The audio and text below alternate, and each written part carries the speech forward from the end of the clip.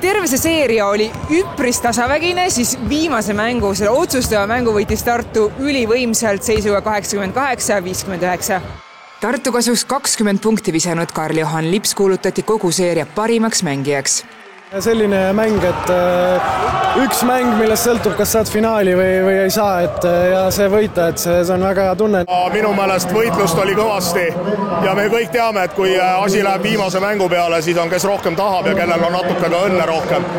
Kus ühes mängus sõltub, need tihti kipuvad niimoodi minema, et saad mingisuguse väikse edu sisse ja siis teisel poolel läheb ka natukene siukseks riskimiseks ja siis see vahe võibki väga kiirelt käriseda. Ja ma võtaks selle niimoodi kokku, et meil võib-olla oli õnne ja tahet rohkem kui TalTechil. 13 punkti visanud Omar El-Sheikh tunnistas, et kogu seeria mängijatele mõjunud väga motiveerivalt. Now we see this, we see how much the people care about this city and the game. Kind of give us like a lot of motivation. So we're really excited for the finals and we're playing our best basketball.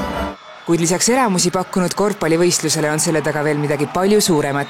See on turundusprojekt, mille esimene eesmärk on noored saali saada ja teine eesmärk tuua vilistlased taas ülikooli juurde.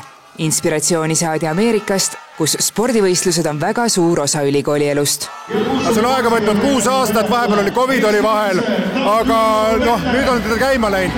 Me mõtlesime, et kõigepealt peab tekkima intriig ja intriigi me saame ikkagi tekitada Tartu Ülikooliga. Et nagu me näeme, et mitte ainult sport ei ole võitnud, mõlemad ülikoolid on võitnud, kogu üliõpilassport on võitnud ja ma arvan, kogu korvpallimaastik on võitnud. Tegemist on ajaloolise mänguga, sellepärast et mitte kunagi varem ei ole siin saalis olnud nii palju publikut, kui seda on täna õhtu. 2437 inimest vaatab praegu TalTechi ja Tartu Ülikooli lahingut.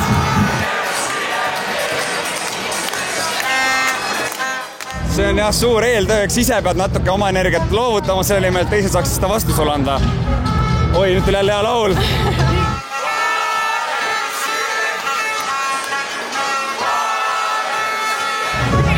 Rektor on kaasa võetud ja puha. Muidugi. Kuidas me saaks TalTechi ilma rektorita näidata? Lõpuks võidab ülikooli vaheline vastasseis ja võidab sport. Ka Tartu Ülikooli fännid andsid endast kõik, et oma meeskonda toetada. See on täna õhtul minu ülesanne, niimoodi me trummitame Tartu võidule. Aga sa oled muidu ka nagu trummidega seotud või see on lihtsalt nagu selline fännivärk? See on täiesti fännivärk, pole kunagi trumme mänginud.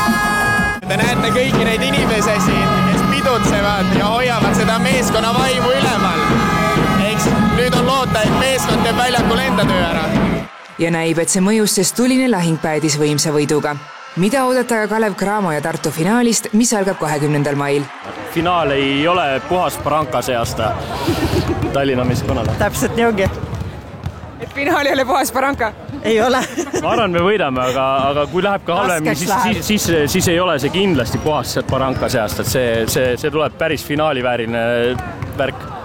No ega me kaotame ilmselgelt ei lähe, et loodame, et tuleb veel üks kõva seeria ja miks mitte see meistritiitel Tartus tagasi tuua. Millised šansid on Tartul Kalev Cramo vastu nüüd, kui finaalimäng tuleb?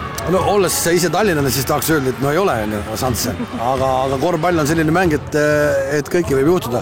Ma millegi pärast arvan ikkagi, et Kalevi meeskond on just nagu pikema pingiga. Et Tartu mängis kogu selle play-off seeria praegu sisuliselt 7 mehega, võib-olla 8 meest. Et Kalevi meeskonnal on lihtsalt pingi pealt võtta rohkem materjali, eriti kui seeria läheb pikaks. Ja mina ütlen ausalt, me oleme tiitli järgi. Et tuleb võtta küll üks mäng korraga, aga ma usun, et me võtame selle mängu ära ja võtame ka tiitli ära.